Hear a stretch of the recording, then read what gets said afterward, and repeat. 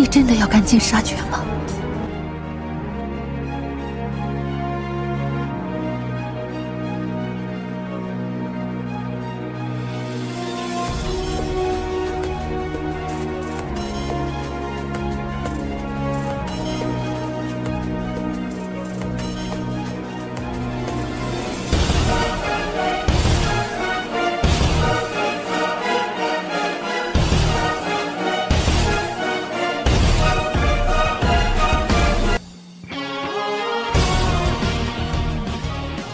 Mimin akan kembali mendongeng alur cerita film yang berjudul Battle Through the Heavens. Dan mohon maaf apabila tidak sesuai dengan videonya ya, karena alur yang Mimin sampaikan ini belum dirilis filmnya. Dan Mimin ingatkan kembali, konten ini full spoiler, yang tidak suka boleh di skip ya. Yang suka semoga terhibur. Tanpa basa-basi kita mulai.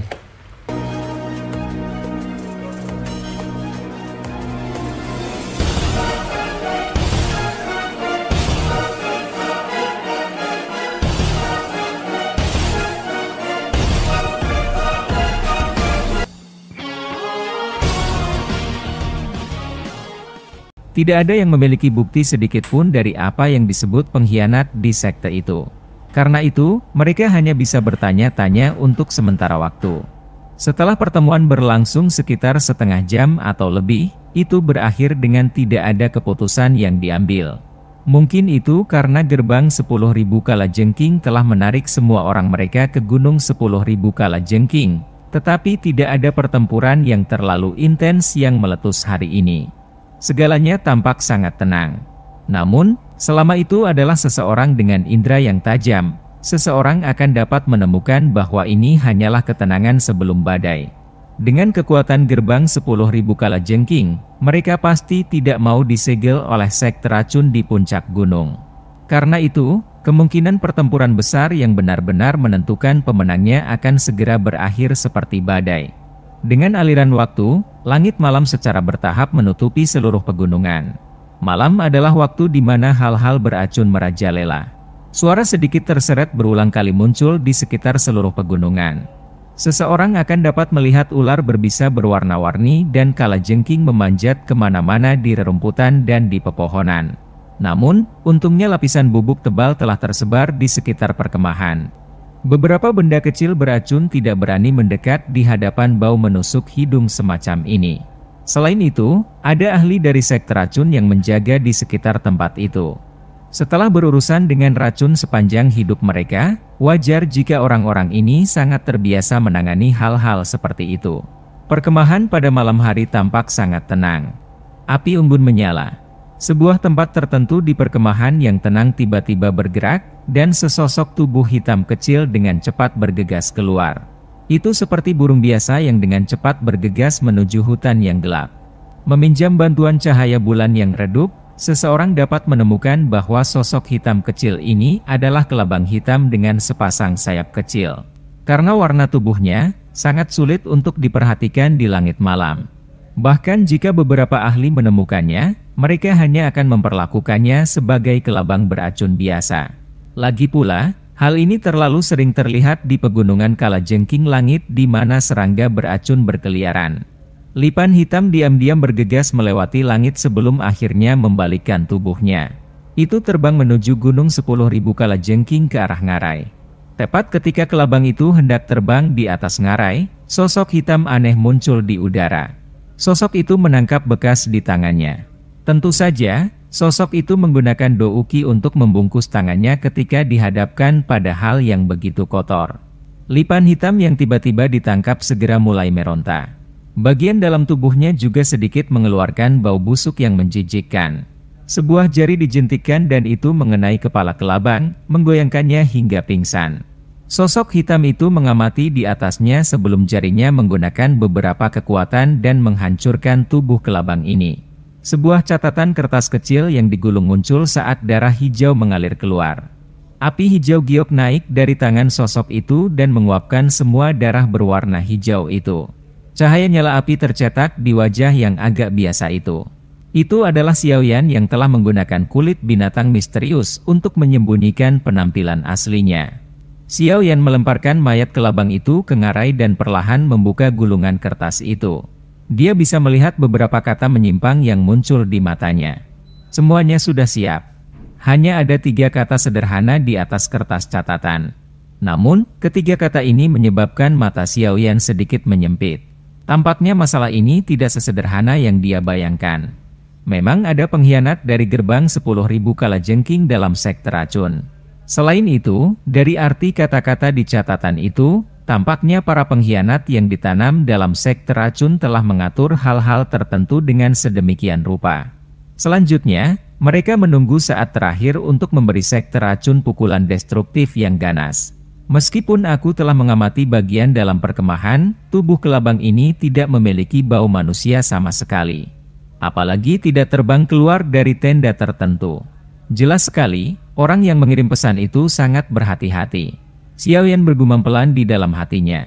Dia menyimpan catatan kertas itu dan tatapannya mengamati gunung 10.000 kalajengking yang hitam pekat di kejauhan. Meskipun dia sangat jauh, dia masih bisa merasakan bahwa tempat ini berbahaya. Aku harus memberitahu dokter peri kecil tentang ini dulu. Jika tidak, cepat atau lambat kita akan jatuh pada saat yang paling tidak terduga. Pikiran ini melintas di hati Xiao Yan. Setelah itu, dia bergerak dan menghilang dengan lambat. Fajar tiba setelah malam di mana tidak ada yang terjadi. Suara sedikit bersenandung muncul di semua perkemahan sekte racun tepat ketika langit menjadi cerah. Banyak anggota dari sekte racun yang tahu apa yang diwakili suara ini segera bergetar. Tampaknya mereka akan meluncurkan serangan besar di gunung 10.000 kalajengking hari ini. Suara siulan tajam bergema di atas pegunungan. Tiba-tiba, teriakan pembunuhan dikeluarkan. Orang bisa melihat orang-orang padat dari gelombang sekte racun seperti semut, berkerumun menuju gunung 10.000 kalajengking dari segala arah. Pasukan besar sekte racun baru saja menyerbu ke dalam hutan lebat di gunung 10.000 kalajengking ketika banyak teriakan tajam terdengar. Jelas, orang-orang dari gerbang 10.000 kalajengking telah bersembunyi di dalam hutan, menunggu sekte racun menyerang.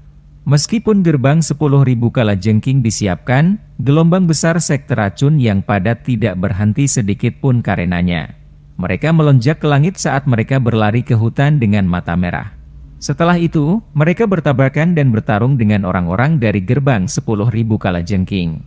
Ketika pembunuhan 2 sekte besar dimulai, para ahli dari kedua belah pihak juga mulai secara berturut-turut menyerbu ke dalam hutan lebat untuk melakukan pembantaian.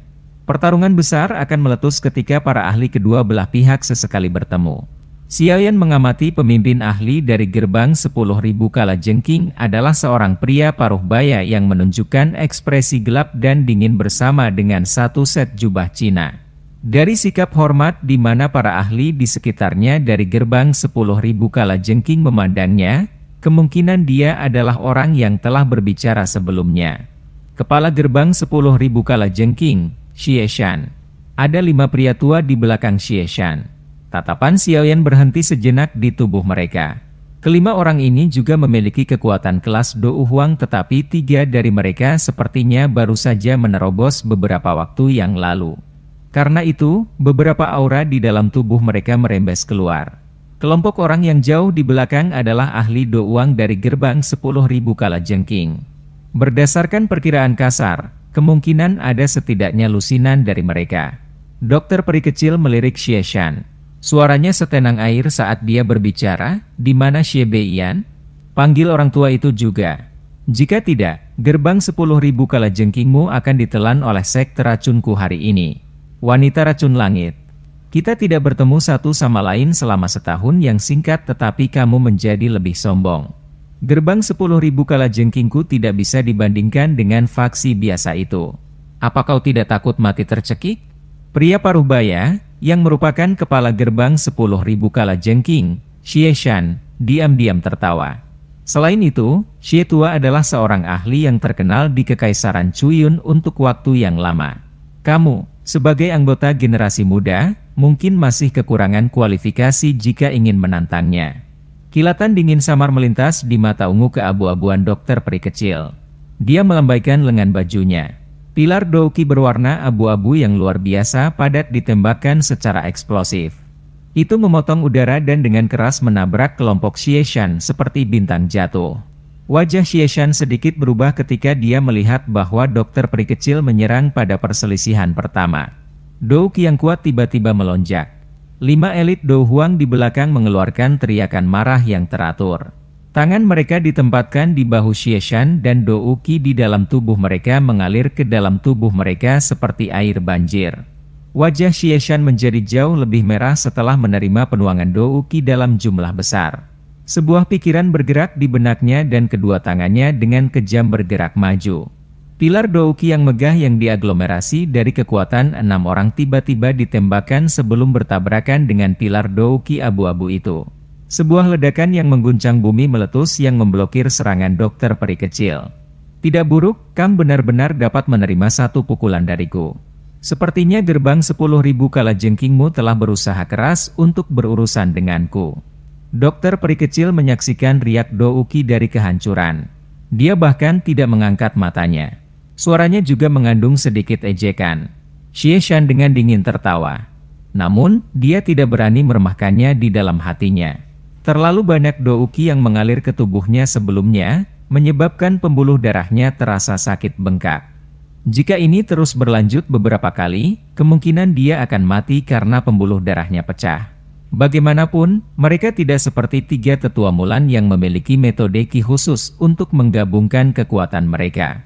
Namun, aku juga mengatakan hari ini bahwa jika Xie Beiyan tidak keluar, gerbang 10.000 kalajengkingmu akan kesulitan melarikan diri dari bencana ini. Mata dokter peri kecil tiba-tiba menjadi dingin saat segel di tangannya tiba-tiba berubah. Air mancur beracun 1000 misterius. Teriakan dingin baru saja terdengar ketika sinar abu-abu tebal yang tak terhitung jumlahnya melonjak dari tubuh dokter peri kecil. Itu segera menembak ke arah kelompok Xieshan dari segala arah. Sinar terang abu-abu yang tebal menyinari langit. Sifat korosifnya yang kuat meninggalkan banyak bekas luka di langit yang terlihat. Ekspresi Xieshan tenggelam saat melihat serangan oleh dokter peri kecil yang memiliki kekuatan luar biasa ini. Elit Douzong memang bukan seseorang yang bisa mereka lawan. Energi yang terkandung di setiap sinar abu-abu ini kemungkinan akan cukup untuk menyebabkan kematian seorang ahli Douzong. Meskipun mereka bertemu dengan serangan yang begitu kuat, kelompok Xieshan tidak panik sedikit pun. Ketika sinar cahaya tebal yang tak terhitung jumlahnya mencapai titik sekitar 100 kaki dari mereka, kabut hijau pekat tiba-tiba mulai bergolak. Seorang pria tua anehnya muncul di udara. Tongkat di tangannya dengan keras menghantam udara kosong dan Dou Qi yang agung melonjak keluar dari tubuhnya. Itu berubah menjadi tirai tipis yang menutupi udara sekitar 100 kaki di depannya. Sinar cahaya Dou Qi abu-abu tebal yang tak terhitung jumlahnya bergegas. Di bawah ledakan Dou Qi abu-abu tebal yang terus-menerus, tirai cahaya mulai membentuk gelombang riak. Namun, pada akhirnya berdiri teguh dan tidak menunjukkan tanda-tanda kehancuran. Ledakan berlanjut untuk beberapa saat sebelum perlahan-lahan melambat sampai benar-benar menghilang. Tirai cahaya yang sangat besar itu perlahan menjadi pucat ketika Dou Qi abu-abu menghilang sebelum menampakkan pria tua berambut putih yang sedikit membungkuk di belakang. Orang tua itu mengenakan pakaian biasa dan wajah tanpa ekspresi dengan mata keruh yang sepertinya mengandung kilatan yang menyebabkan hati seseorang terasa dingin. Tangannya sedang memegang tongkat hitam pekat. Tongkat berjalan memiliki kepala kalajengking yang tampak sangat buas dan sedikit cahaya ungu, yang sulit untuk diperhatikan, melintas dari kepala kalajengking. Orang tua itu berdiri di udara kosong. Aura di sekujur tubuhnya benar-benar ditarik ke dalamnya dan bahkan tidak sedikit pun yang merembes keluar. Sekilas, dia tampak seperti orang tua biasa. Namun, para ahli dari gerbang 10.000 kalajengking buru-buru menyambutnya dengan hormat setelah dia muncul. Ekspresi para ahli dari sekte racun juga secara bertahap menjadi serius. Bahkan dokter peri kecil tidak berani meremehkan orang yang memiliki reputasi besar dalam kekaisaran Cuyun bertahun-tahun yang lalu. Orang ini pasti elit Douzong dari gerbang 10.000 kalajengking, Xie Buyan, benar. Xiaoyan memandang orang tua yang tiba-tiba muncul. Jantungnya menjadi dingin saat dia tiba-tiba berbicara. Iya. Medusa juga sedikit mengangguk. Tidak disangka orang tua ini benar-benar mampu menarik auranya sedemikian rupa. Sepertinya dia tidak menyia-nyiakan tahun-tahun ini. Menurut perkiraanku, kemungkinan orang ini telah mencapai puncak bintang Douzong. Jika dia beruntung, dia bahkan mungkin bisa menembus bintang 5 Douzong. Medusa menyuarakan pendapatnya.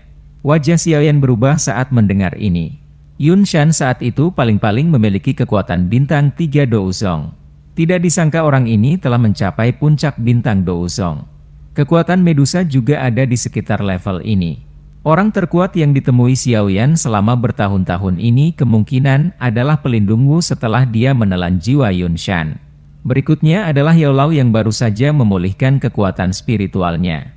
Setelah itu Medusa dan dokter peri kecil. Sekarang, dia mungkin harus menambahkan yang lain ke daftar itu, Xie Beiyan. Setelah kekuatan seseorang mencapai kelas Douzong, peningkatan satu level sangatlah sulit. Perbedaan antara kekuatan tiap level juga meningkat. Tentu saja, Xiaoyan saat ini tidak terlalu yakin tentang ini. Dia hanya berusaha untuk berhasil melalui kelas Dou Huang saat ini. Meskipun dia bisa bertarung dengan elit Douzong jika dia menggunakan semua kekuatannya, harga yang harus dia bayar terlalu besar. Dari sini, orang bisa tahu betapa kuatnya seorang elit Douzong. Aku harus mulai mencari api surgawi baru untuk meningkatkan kekuatanku setelah masalah ini selesai. Jika tidak, aku hanya akan bisa bertarung dengan seorang elit Douzong setelah menggunakan semua kekuatanku. Ini tidak akan berhasil. Xiaoyan diam-diam mengangguk saat pikiran ini melintas di hatinya. Jika dia ingin menyelamatkan Yao Lao dan ayahnya serta berhasil bersama dengan Sun Er, dia akan membutuhkan kekuatan yang sangat kuat. Dia saat ini jelas tidak memiliki ini. Tentu saja, sangat sulit jika orang biasa ingin menaikkan levelnya. Namun, itu berbeda untuk Xiaoyan. Karena memiliki mantra api, kekuatannya akan melambung tinggi selama dia bisa menemukan api surgawi baru dan menelannya. Mencapai kelas Douzong sudah dalam jangkauan. Meskipun ini melibatkan bahaya yang sangat besar, pelatihan macam apa yang benar-benar lancar dan aman? Xiaoyan perlahan menghirup udara dalam-dalam. Hatinya menjadi cemas ketika dia berpikir untuk meningkatkan kekuatannya. Dia juga memiliki rencana awal tentang kemana dia harus melakukan perjalanan di masa depan. Seorang anak muda benar-benar memiliki ujung yang tajam. Saat itu, ketika aku mendominasi Kekaisaran Chuyun, kamu hanya bermain dengan lumpur di sudut yang tidak diketahui. Meskipun gelombang baru telah mendorong gelombang lama, aku yang setidaknya belum didorong sampai mati. Xie Beiyan mengamati dokter peri kecil saat dia berbicara dengan suara samar. Dalam pertempuran saat itu, aku benar-benar tidak berharap kamu bisa melenyapkan sebagian besar faksi dalam Kekaisaran Chuyun. Namun, ini juga bagus. Dengan sekte racun ini, aku dapat menghemat waktu dan tenaga di masa depan. Selama aku menghabisimu, sekte racun ini akan berubah menjadi gerbang 10.000 kalajengking. Kita hanya harus melihat apakah kamu memiliki kekuatan untuk menelan sekte racunku.